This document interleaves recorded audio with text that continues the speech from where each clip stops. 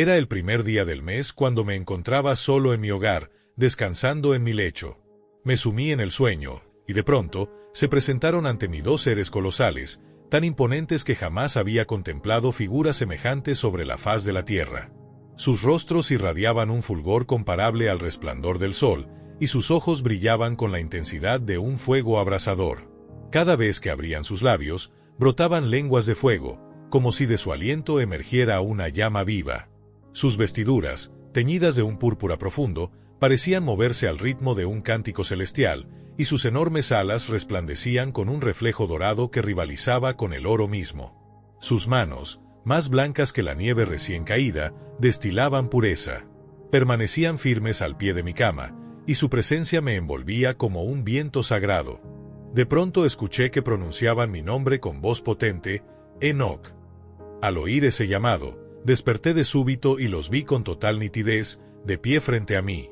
Al incorporarme, los saludé, pero el pavor se apoderó de mi rostro, transformándolo en un gesto de asombro y tensión. Entonces, uno de ellos me dijo, «No temas, Enoc. Ten valor, porque el Dios eterno nos ha enviado a buscarte. Hoy ascenderás con nosotros hasta los cielos». En ese momento comprendí que debía obedecer sin titubear. Salí apresuradamente de la habitación, con el corazón agitado, y me dirigí a la puerta de mi casa siguiendo sus instrucciones.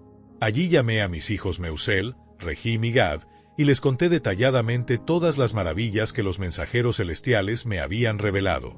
Mientras me dirigía a mis hijos, sentí como el aura divina que rodeaba a esos seres me infundía una mezcla de paz y reverencia, como si mi propia respiración se hiciera más ligera, preparada para lo que vendría. Cuando ya había comunicado el mensaje a mis descendientes, los ángeles extendieron sus enormes alas y me envolvieron con su luz pura.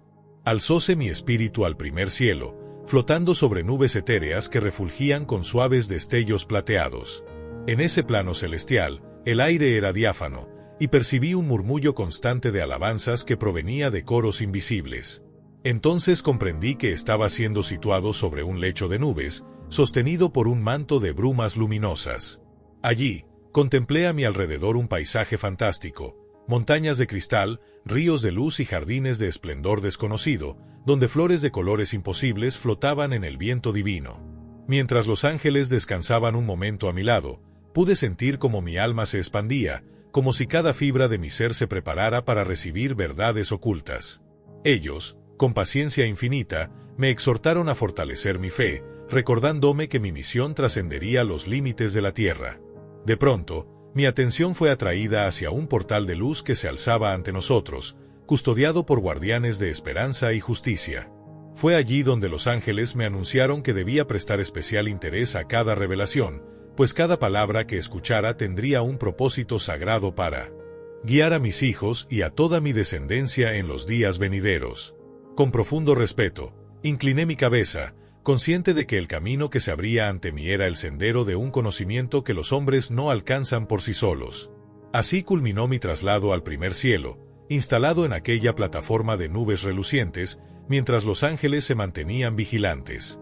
Mi corazón latía con fuerza, consciente de que, al regresar a mi familia, las instrucciones que llevaría grabarían un nuevo rumbo para mi linaje. Desde mi posición elevada, alcancé a vislumbrar las estrellas más cercanas, titilando con un vigor que parecía saludar mi llegada. Y en el silencio armonioso de ese reino intermedio, aguardé lo que sucedería después, sabiendo que el Eterno me había escogido para transmitir una verdad que trascendería generaciones. Allí elevé mi mirada una y otra vez, hasta percibir un firmamento cada vez más elevado y etéreo, hasta que los mensajeros me depositaron en el segundo escalón del cielo. Antes de mí se desplegó un océano colosal, de vastedad mucho mayor que cualquiera de los mares terrenales que jamás haya conocido, cuyas olas parecían brillar con reflejos de un azul profundo e inabarcable. A continuación, me fueron revelados los ancianos y gobernantes de las huestes estelares, 2 centenares de ángeles encargados de regir el movimiento de los astros y de velar por el orden de los cielos. Cada uno de ellos portaba un resplandor propio, y al batir sus alas abrían rutas luminosas que circundaban todos los navegantes celestiales, como un río de chispas cósmicas que guiaba a quienes surcaban los espacios siderales. Frente a mí apareció luego un intrigante panorama, los tesoros del invierno eterno. Vi enormes depósitos donde se guardaban las nieves y el granizo, custodiados por ángeles de aspecto temible cuya presencia imponía respeto y asombro. Desde allí emergían las nubes cargadas de las ventiscas más frías, y en el momento que el Eterno lo ordenaba, estas nubes se abrían para soltar copos de nieve sobre la tierra.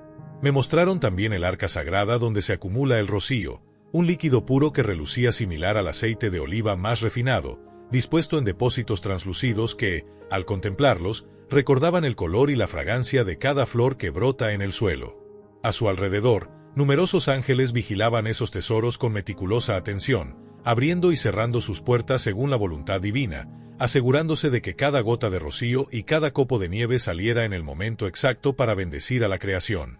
Luego, los mensajeros me condujeron a un plano superior, el tercer cielo, donde reinaba una penumbra más densa que cualquier sombra terrenal.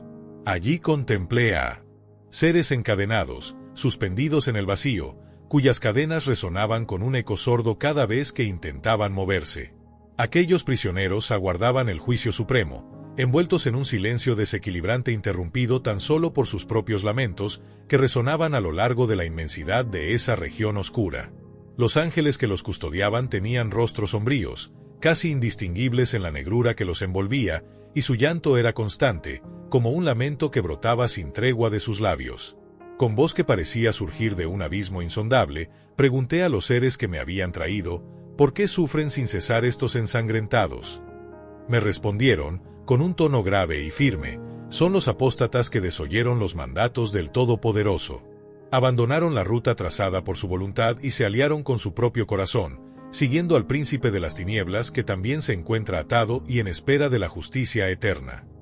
Al describirme su castigo, pude distinguir el brillo mortecino de los rostros de aquellos ángeles caídos, apenas perceptibles en la cuasi penumbra, con los ojos llenos de pena y arrepentimiento. Comprendí que la magnitud de su condena no solo consistía en el encierro físico, sino en el perpetuo clamor que ahora se había vuelto su única compañía. Así, en esa vastedad oscura, me enseñaron que la soberbia humana conduce inevitablemente a la caída y que solo el arrepentimiento sincero podría mitigar el dolor de quienes prefirieron su propio consejo a la guía del Altísimo. Con esa visión grabada en mi mente, los ángeles me hicieron entender que cada generación debería aprender de aquel ejemplo para no extraviarse en las sombras, y con respeto renovado, aguardé las siguientes revelaciones destinadas a iluminar el camino de mi familia y de toda la humanidad. Aquella misma guía celestial me elevó desde el nivel anterior y me depositó en la tercera esfera celeste, donde al mirar hacia abajo descubrí paisajes de abundancia sin parangón. Ante mí se extendían huertos y bosques repletos de árboles floridos cuyas frutas exhalaban aromas exquisitos, capaces de embriagar los sentidos con su dulzura. Vi riachuelos que serpenteaban entre los árboles, transportando manjares que burbujeaban con fragancias embelesadoras.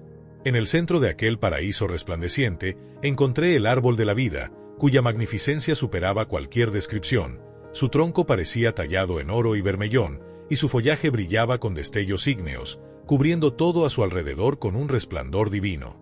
De sus ramas colgaban frutos que reunían en sí la esencia de todas las cosechas conocidas, y se decía que allí reposaba el Señor cuando ascendía a ese ámbito paradisíaco. Su raíz brotaba en un vergel situado en el confín de la tierra, un jardín que marcaba la frontera entre lo perecedero y lo imperecedero. De aquel lugar manaban dos fuentes. Una vertía miel y leche, y la otra brotaba aceite y vino. Ambas se dividían en 4 corrientes que dibujaban un curso sereno antes de adentrarse en el Edén, conectando así lo trascendente con el mundo terrenal. En aquella esfera no existía ningún árbol estéril, todos fructificaban sin cesar, y cada rincón se mostraba bendecido, iluminado por una plenitud que invitaba al asombro perpetuo. Además, 300 ángeles de brillo inmaculado vigilaban el jardín. Su canto era continuo, tan melódico que se escuchaba como un susurro dulce durante todas las horas del día. Estos custodios, con voces que nunca cedían al silencio, servían al Señor con devoción inquebrantable, convirtiendo aquel espacio en un santuario viviente. Finalmente, después de contemplar esa visión de pura belleza y armonía, aquellos 2 mensajeros me tomaron de la mano y me condujeron en la región septentrional, me condujeron a un lugar realmente espantoso, donde la atmósfera era asfixiante y el ambiente parecía haberse rendido ante la angustia. Allí, cientos de antorchas siniestras se alzaban sobre el terreno, proyectando sombras recias que hacían que la oscuridad pareciera aún más implacable. No existía ningún resplandor que arrojara claridad, solo un fuego turbio y enfermizo se elevaba incesante desde el suelo, como un hálito desesperado que lo devoraba todo. En medio de aquel caos ígneo brotaba un río abrasador, cuyas llamas se arremolinaban y saltaban con un rugido bajo, inundando cada rincón con calor punzante. Sin embargo, a pesar de que el fuego dominaba cada centímetro del entorno, no faltaban extensiones de escarcha perpetua donde el hielo crujía bajo mis pies y creaba columnas de aliento gélido. Esa extraña dualidad, fuego incandescente y frígidas placas congeladas, hacía que el aire estuviera tan cargado de vapores hirvientes como de vaho cortante, provocando una sed punzante que ningún sorbo de agua podía saciar. Al avanzar, sentía como las llamas acariciaban mi piel con sofocante intensidad, mientras el frío cortaba mis mejillas con su filo helado, obligándome a mantenerme en un estado de tensión constante. Aquella porción del cosmos se presentaba como un infierno simultáneo, donde el tormento del calor y el azote del frío convergían para atormentar a quienes allí se hallaban, revelando la crueldad de un lugar que no ofrecía consuelo ni refugio, solo una mezcla de espanto y sufrimiento perpetuo. En ese lugar estremecedor, vi a los condenados temblar sin cesar, encadenados con grilletes implacables que les aprisionaban las extremidades y les arrancaban lamentos de dolor. Los ángeles custodios, de semblante terrible y hieráticos, empuñaban armas inflamadas que relucían con un brillo temible, no mostraban compasión alguna, sino una determinación implacable para infligir tormento. Cada golpe de sus instrumentales torturadores retumbaba como un rugido profundo, y las cadenas chirriaban contra la escarcha que cubría el suelo. El viento helado se colaba entre los barrotes ardientes, creando ráfagas de humedad gélida que azotaban el rostro de los prisioneros, obligándolos a convulsionar por el frío, mientras el calor abrasador de las llamas quemaba sus pies desnudos. Con voz entrecortada por el miedo, exclamé: ¡ay, ay! ¿Qué clase de abismo es este? Los mensajeros celestiales, con rostro sereno pero firme, respondieron: este valle, Enoc, está reservado para quienes han deshonrado al Altísimo. Aquí yacen aquellos que practicaron en la tierra actos contra el orden natural, permitieron que la corrupción infantil floreciera en sus corazones, recurrieron a la magia infernal y a hechicerías satánicas, quienes alardean de sus crímenes perversos, como el hurto descarado, la falsedad calculada y la difamación venenosa, quienes abrieron las puertas del rencor y la envidia, entregándose a la fornicación sin límites y al asesinato, derramando sangre inocente con orgullo. También están aquellos que robaron maldiciones, traficaron con palabras mentirosas y vendieron su alma a la violencia. Todos ellos, orgullosos de sus abominables hazañas, se encuentran ahora atrapados en este infierno dual. Mientras me hablaban, observé que los condenados no solo eran azotados por brasas vivas, sino que además yacían sobre placas de hielo perpetuo, donde la escarcha parecía brotar de las grietas mismas del suelo. Los ángeles, imbuidos de un celo implacable, cambiaban sin descanso sus verdugos. A ratos blandían látigos incandescentes que abrían profundas quemaduras. En otros instantes, hundían gigantescos garfios que desgarraban la piel de los prisioneros, provocando gritos que resonaban como ecos de antiguas lamentaciones. Aún así, al cesar el momento de fuego, el frío helado retornaba con furor, entumeciendo cada músculo hasta que los cuerpos temblaban tanto que parecía que se rompería su carne de puro estremecimiento. Los mensajeros continuaron explicándome que, en este lugar, no existía tregua ni pausa. El castigo era constante, diseñado para que cada pecado cometido en vida se recordara en cada segundo de tortura. Las llamas se alimentaban de la ira divina y el hielo se nutría de la desesperación de los presos. Así, se reforzaban mutuamente para no dejar ni un centímetro libre de sufrimiento. Vi a los ángeles erigir celdas de fuego y compartimentos de frío abrupto, alternándolos sin piedad, de modo que ningún reo pudiera hallar consuelo. Aquellas cámaras de horror estaban talladas en roca volcánica y piedra negra, con pasillos que olían a azufre y humedad gélida, reflejando la tiranía absoluta de un juicio que no conocía misericordia. Al escuchar estas palabras, entendí que la justicia divina actúa en proporción exacta a la magnitud del crimen, mientras más repulsiva fue la ofensa contra el Creador y el prójimo, más intensos serían los tormentos. Los mensajeros me mostraron inscripciones grabadas en las paredes de aquel abismo, en las que se detallaban los nombres de quienes habían mancillado la inocencia de un niño, de los hechiceros que invocaron espíritus profanos y de los verdugos que se regodearon en la sangre de sus víctimas. Cada nombre estaba unido a una cadena que se extendía hasta donde el fuego no podía alcanzar, y cada cadena era arrastrada por el peso de la culpa. Con profundo respeto y un nudo en la garganta, tomé nota de cada visión, consciente de que mi misión era llevar este mensaje de advertencia a mi familia y a todos los míos. Porque quienes profanen las leyes divinas, aquellas que rigen la pureza del alma y la dignidad del ser humano, hallarán aquí su destino. Ni el frío más atroz ni el fuego más ardiente podrán, jamás, borrar la marca de su iniquidad. Con esa certeza grabada en mi espíritu, aguardé las siguientes revelaciones que sellarían mi propósito como mensajero del Creador, para que nadie que me escuche ignore la gravedad de desobedecer su voluntad. Al llegar al cuarto reino celestial, los guías me llevaron a contemplar el destino reservado para las almas que, en la tierra, se oponían a la caridad y se enriquecían explotando a los necesitados. Me enseñaron a aquellos que, al ver la pobreza ajena, les arrebataban con avaricia sus pocas posesiones, llenando sus arcas con el pan que las manos pobres tan arduamente cosechaban. Vi a los que, teniendo la capacidad para calmar la hambre, preferían dejar morir de inanición a los hambrientos, a los que, pudiendo vestir al despojado, les negaban sus vestiduras y se vestían ellos con el sudor ajeno.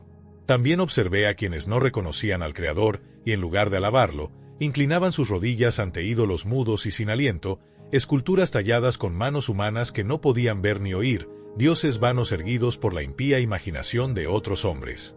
Aquellos que erigían altares de inmundicia, adorando esculturas impuras y rindiendo culto a obras de sus propias manos, se hallaban entre los más miserables de este abismo. Para cada uno de estos pecadores, para quienes el robo, la maledicencia, el encono y el derramamiento de sangre constituían su orgullo, estaba reservado un tormento perpetuo en este lugar abismal.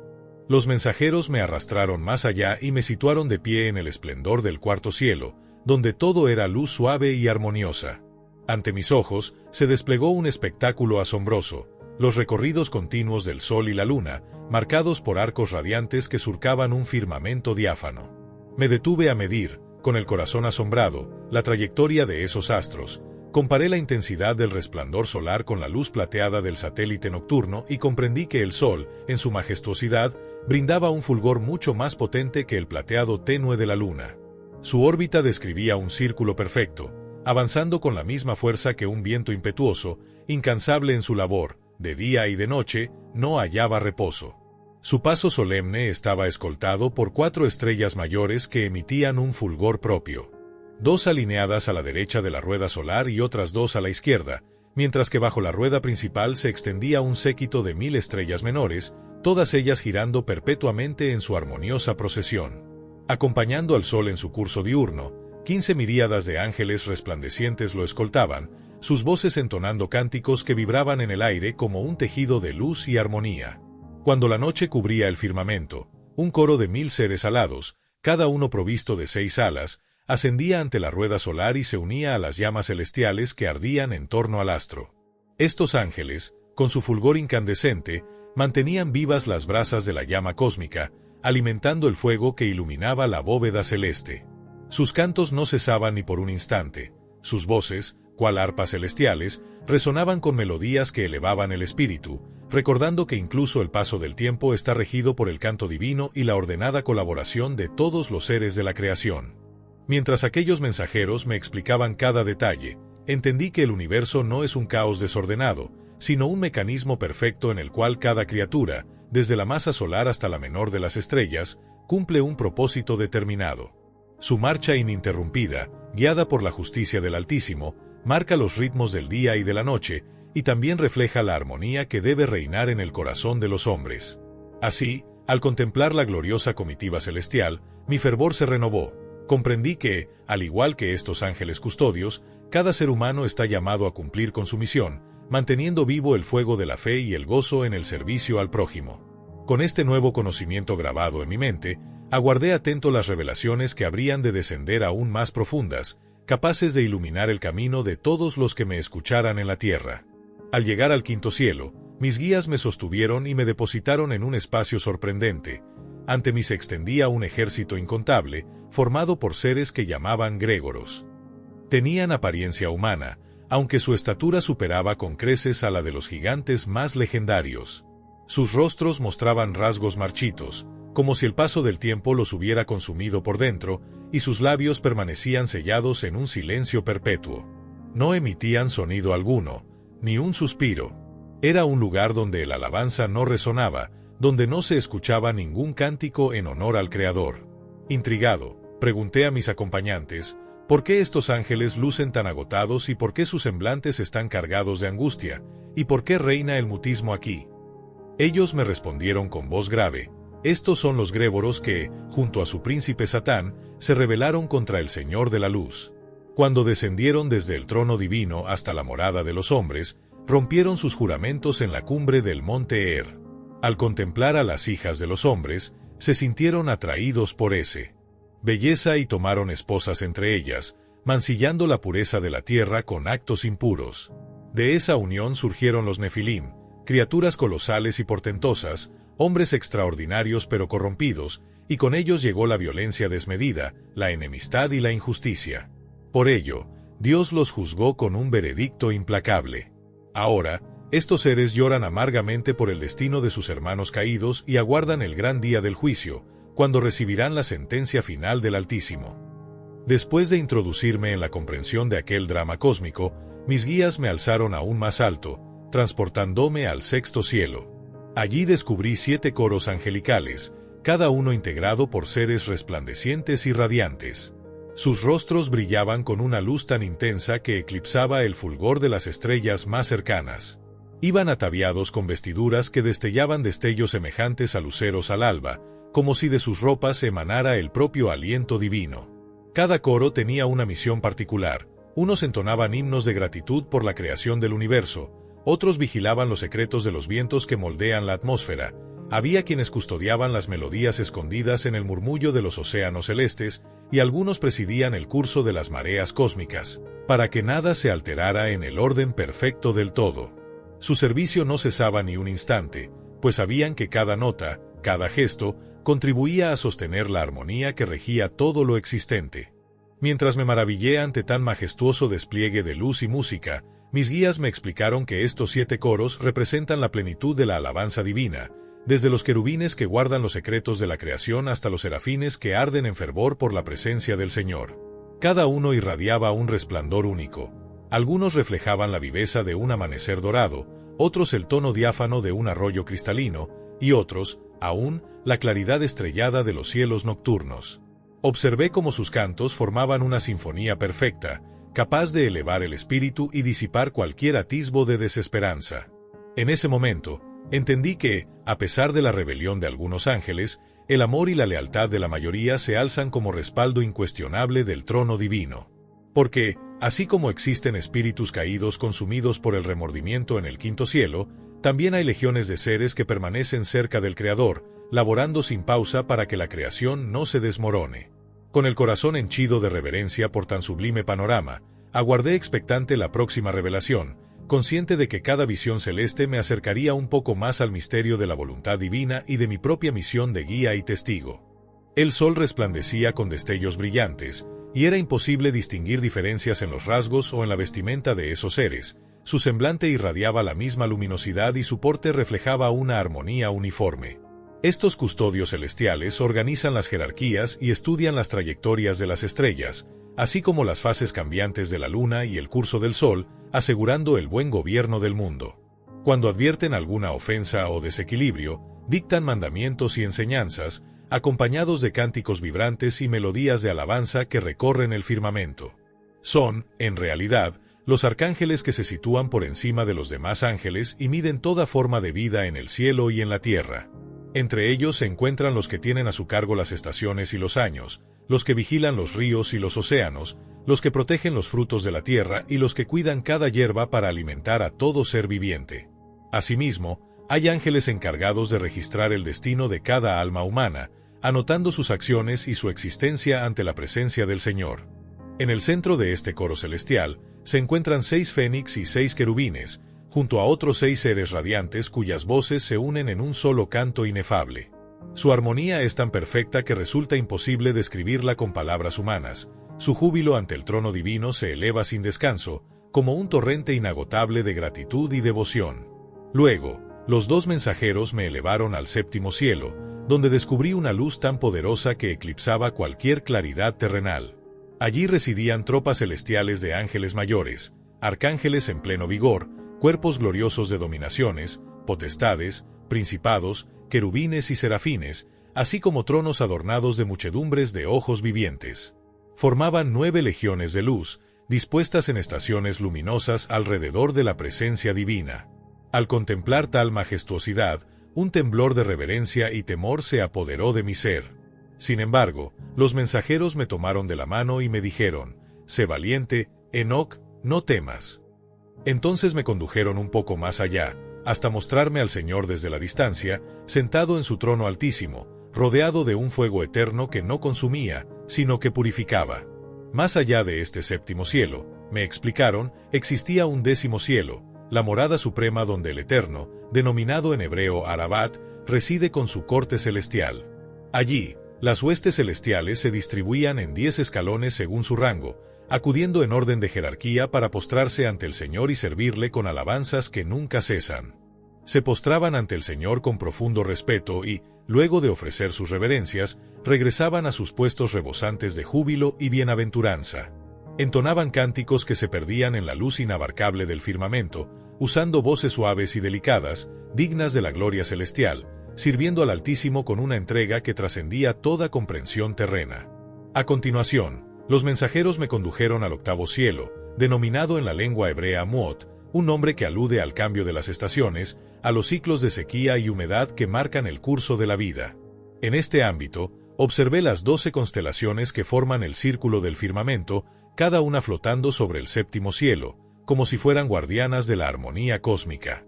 Cada constelación se presentaba con su signo característico. Unos rayos resplandecientes anunciaban el Aries que abre el zodiaco, otros destellos delineaban las formas de Tauro, Géminis, Cáncer y demás signos, todos girando en equilibrio perfecto, marcando el ritmo de las lluvias, el paso de las estaciones y la fertilidad de la tierra. Al elevarme un nivel más, llegué al 9º cielo, llamado en hebreo Kabim.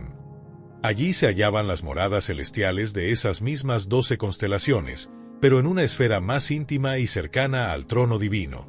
Cada constelación tenía su propio palacio de luz, construcciones etéreas que irradiaban un resplandor diferente.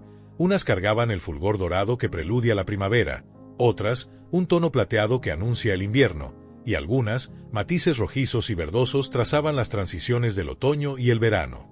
Estos palacios estelares estaban poblados por espíritus guardianes encargados de velar por el orden de los cielos, para que el equilibrio entre las estaciones y los ciclos naturales no se viera perturbado. Finalmente, los mensajeros me llevaron al 10º cielo, conocido en hebreo como Arabo, la morada suprema donde reside el Señor. Allí, contemplé el rostro del Altísimo. Su semblante resplandecía como hierro al rojo vivo, forjado por un fuego divino que lanzaba chispas refulgentes. No había duda de que ese fulgor superaba cualquier brasa terrenal. Era un brillo infinito que, a pesar de su intensidad, no consumía, sino que purificaba. Tratar de describir la magnificencia de su faz se tornaba imposible, pues su hermosura sobrepasaba toda medida humana, y su presencia generaba un asombro tan profundo que ni las palabras ni los lenguajes más elocuentes podrían captarlo en su totalidad. A su alrededor, el trono del Señor se mostraba majestuoso, elevado sobre un mar de zafiros y perlas lumínicas. Era una estructura tan vasta que ningún artesano humano podría haber creado algo parecido. A su vera, innumerables huestes de querubines y serafines se distribuían en rondas incesantes, entonando al unísono cánticos de reverencia. Su coro no cesaba, de sus labios brotaban himnos de alabanza que resonaban como truenos en las capas superiores del cielo, mientras sus alas, batidas en perfecta sincronía, producían un murmullo sagrado que ondulaba como un río de luz. Más allá de ellos, existían otros coros aún más elevados, los llamados anjos de los muchos ojos, seres de apariencia circular cuyas múltiples órbitas oculares detectaban cada matiz de los pensamientos y acciones del universo. Vigilaban sin descanso, asegurándose de que la voluntad divina se cumpliera en cada rincón de la creación. Su canto era tan etéreo que se mezclaba con la música ininterrumpida de los tronos, las dominaciones, las virtudes y las potestades, hasta conformar una sinfonía que alimentaba el pulso mismo del cosmos. Allí, ante la inmensa gloria del Señor sentado en su asiento inconmensurable, sentí un estremecimiento profundo. Mi corazón se aceleraba, y mi alma se inclinaba en humilde reconocimiento de la grandeza infinita que contemplaba. Mas los ángeles mensajeros, percibiendo mi temor, me susurraron: Enoc, mantén la valentía, no temas. Contempla con reverencia la infinita belleza del Altísimo. Y, a pesar de la admiración y el reverente asombro que me embargaba, comprendí que aquel momento era un privilegio reservado solo a los más puros de corazón, pues muy pocos mortales habían alcanzado a vislumbrar tal esplendor. Con la vista fija en ese fuego viviente, comprendí que el trono del Señor no significaba un punto final, sino el origen de todo lo creado. Y su luz, indescriptible, irradiaba en todas direcciones, marcando los límites de los cielos y sellando la ordenación perfecta de cada ser y de cada estrella. En aquel espacio de júbilo perpetuo, supe que mi misión era transmitir al mundo la certeza de que, más allá de los cielos visibles, el Altísimo mora en un fuego que no arde, en una gloria que no cesa, y que el camino de la obediencia y la alabanza sincera conduce al ser humano hacia el mismo trono eterno. No proferían cánticos ni mostraban su belleza inmutable, ¿y quién podría describir la grandeza inconmensurable de su gloria? Caí de bruces y me postré ante el Señor. Entonces, su voz, suave pero imponente, resonó con un eco eterno: Enoc, ten valor y no temas. Párate ante mi faz para permanecer en la eternidad. En ese instante, el arcángel Miguel me tomó en sus brazos y me condujo ante la presencia divina. El Señor, mirando a sus siervos, ordenó: Dejad que Enoc permanezca eternamente delante de mí. Los seres celestiales se inclinaron en reverencia y respondieron: Que así sea conforme a tu voluntad. Entonces, el Señor dijo a Miguel: Ve y aparta a Enoc de las vestiduras terrenas que cubren su cuerpo, unge su piel con mi bálsamo sagrado y vístelo con los ropajes de mi gloria. Miguel obedeció sin vacilar. Me apartó la ropa humilde que llevaba, como quien deja atrás la fragilidad de este mundo, y tomó un frasco de aquella unción divina, un ungüento cuya esencia superaba el brillo más rutilante, tan puro y delicado como el rocío de la madrugada. Su aroma era tenue y embriagador, como si cada gota contuviera el perfume de todas las flores del Edén concentradas en un solo hálito, y al extenderlo sobre mi piel, percibí como cada poro se iluminaba con un fulgor parecido al rayo del sol al amanecer. Después, colocó sobre mí unas vestiduras resplandecientes, tejidas con hilos de luz pura, que parecían palpitar con un fulgor propio, como si dentro de ellas latiera el pulso de la creación misma. Al mirarme, descubrí que mi semblante se había transformado por completo. Mis facciones, antes marcadas por el cansancio y la mortalidad, reflejaban ahora la vivacidad de un ser celestial. Mi piel brillaba con una claridad que ningún astro terrenal podía igualar, y mi figura se elevaba con una dignidad tal que, al contemplarme, sentí que había dejado atrás la carne y abrazado la naturaleza de los gloriosos habitantes del cielo. Consciente de esta renovación absoluta, supe que mi destino ya no pertenecía al polvo de la tierra, sino a la eterna luz que mora junto al Altísimo.